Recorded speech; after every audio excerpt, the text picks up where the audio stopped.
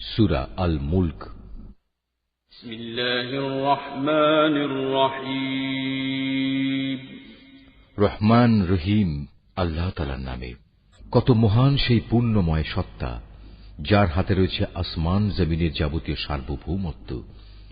এ সৃষ্টি জগতের সব কিছুর উপর তিনি একক ক্ষমতাবান। তিনি জন্ম ও মৃত্যু সৃষ্টি করেছেন, যাতে করে এর দ্বারা তিনি তোমাদের যাচাই করে নিতে পারেন।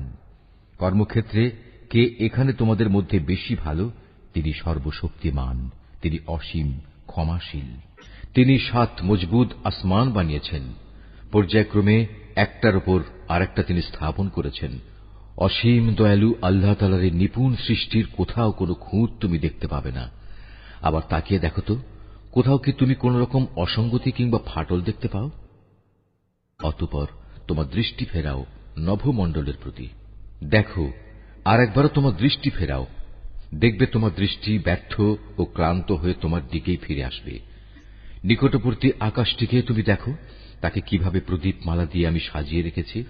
ঊর্ধ্বলোকের দিকে গমনকারী শয়তানদের তাড়িয়ে বেড়ানোর জন্য এ প্রদীপগুলোকে আমি ক্ষেপণাস্ত্র হিসেবে সংস্থাপন করে রেখেছি।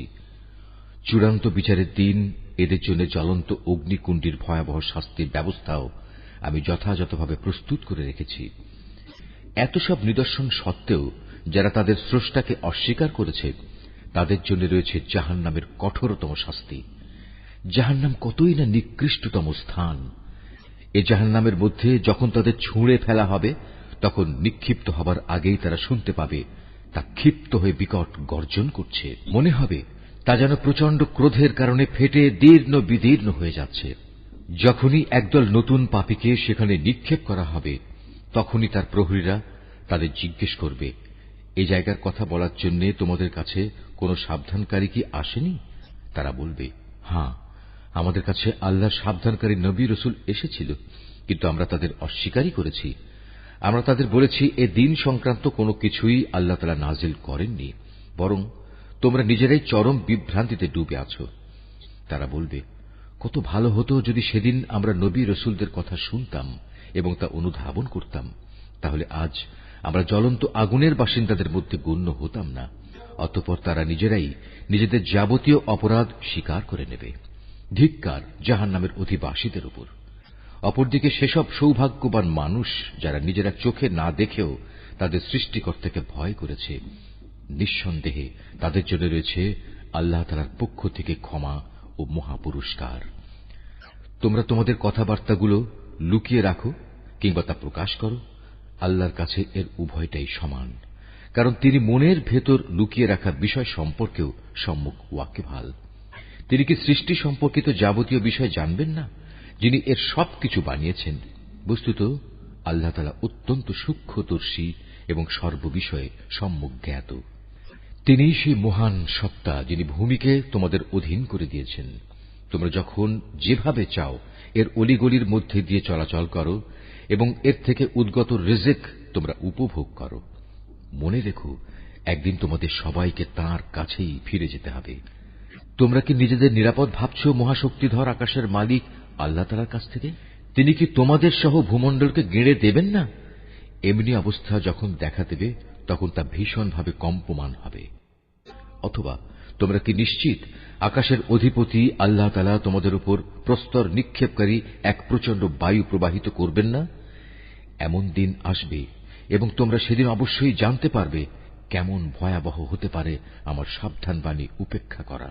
তাদের আগেও যারা আমার সাবধান বাণী মিথ্যা প্রতিপন্ন করেছে, দেখো কেমন ছিল তাদের প্রতি আমার আচরণ। এসব লোকেরা কি তাদের মাথার উপর দিয়ে উড়ে যাওয়া পাখিগুলোকে দেখে না? কিভাবে এরা নিজেদের পাখা মেলে রাখে, আবার এক সময় তা গুটিয়েও নেয়। তখন পরম দয়ালু আল্লাহ তাআলাই এদের মহাশূন্যে স্থির করে রাখেন। হ্যাঁ, একমাত্র আল্লাহ তাআলাই, তিনি তার সৃষ্টির ছোট বড় সব কিছুই দেখেন। বলতো, তোমাদের মধ্যে এমন কে আছে যার কাছে এমন একটি বিশাল সৈন্যবাহিনী আছে, যা দিয়ে তারা অসীম দয়ালু আল্লাহর বিরুদ্ধে তোমাদের সাহায্য করবে? আসলে এই অস্বীকারী ব্যক্তিরা হামেশাই বিভ্রান্তিতে নিমজ্জিত থাকে। যদি তিনি তোমাদের জীবিকার উপকরণ সরবরাহ বন্ধ করে দেন, তাহলে এখানে এমন দ্বিতীয় আর কে আছে যে তোমাদের পুনরায় রিজিক সরবরাহ করতে পারবে? এ সত্ত্বেও এরা আল্লাহ তাআলার বিদ্রোহ এবং গোঁড়ামিতে অবিচল হয়ে রয়েছে। যে ব্যক্তি জমিনের উপর দিয়ে উপুড় হয়ে মুখে ভর দিয়ে চলে সে ব্যক্তি অধিক পরিমাণে হেদায়েত প্রাপ্ত, না যে ব্যক্তি জমিনে স্বাভাবিকভাবে সঠিক পথ ধরে চলে সে বেশি হেদায়েত প্রাপ্ত? হে নবী, তুমি এদের বলে দাও, হ্যাঁ, তিনিই তোমাদের পয়দা করেছেন, তিনি তোমাদের শোনার ও দেখার জন্য কান এবং চোখ দিয়েছেন, আরো দিয়েছেন চিন্তা করার মতো একটি অন্তর। কিন্তু তোমরা খুব কমই এসব দানের কৃতজ্ঞতা আদায় করো। এদের আরো বলো, তিনি এ ভূখণ্ডে তোমাদের সর্বত্র ছড়িয়ে রেখেছেন। আবার একদিন চারদিক থেকে তাঁরই সম্মুখে তোমাদের সবাইকে জড়ো করা হবে। তারা বলে, তোমরা যদি সত্যবাদী হয়ে থাকো তাহলে বলো কবে তা সংঘটিত হবে। তুমি এদের বলো, এ তথ্য তো একমাত্র আল্লাহ তাআলার কাছেই রয়েছে, আমি তো একজন সুস্পষ্ট সাবধানকারী মাত্র। যখন সত্যি সত্যি এ প্রতিশ্রুতিটি তারা সংঘটিত হতে দেখবে যারা দুনিয়ার জীবনে অস্বীকার করেছিল, তখন তাদের সবার মুখমণ্ডল বিকৃত হয়ে যাবে এবং তাদের তখন বলা হবে, এ হচ্ছে সেই মহাধ্বংস যাকে তোমরা চ্যালেঞ্জ করতে। তুমি বলো, তোমরা কি একথা ভেবে দেখেছ, আল্লাহ তাআলা যদি আমাকে এবং আমার সঙ্গী সাথীদের ধ্বংস করে দেন কিংবা ধ্বংস না করে তিনি যদি আমাদের উপর দয়া প্রদর্শন করেন, সবই হবে তাঁর ইচ্ছাধীন। কিন্তু আল্লাহ তাআলাকে যারা অস্বীকার করেছে তাদের প্রতিশ্রুত কিয়ামতের দিন এ ভয়াবহ আযাব থেকে কে বাঁচাবে? তুমি এদের বলো, হ্যাঁ, সেদিন বাঁচাতে পারেন একমাত্র দয়াময় আল্লাহ তাআলাই।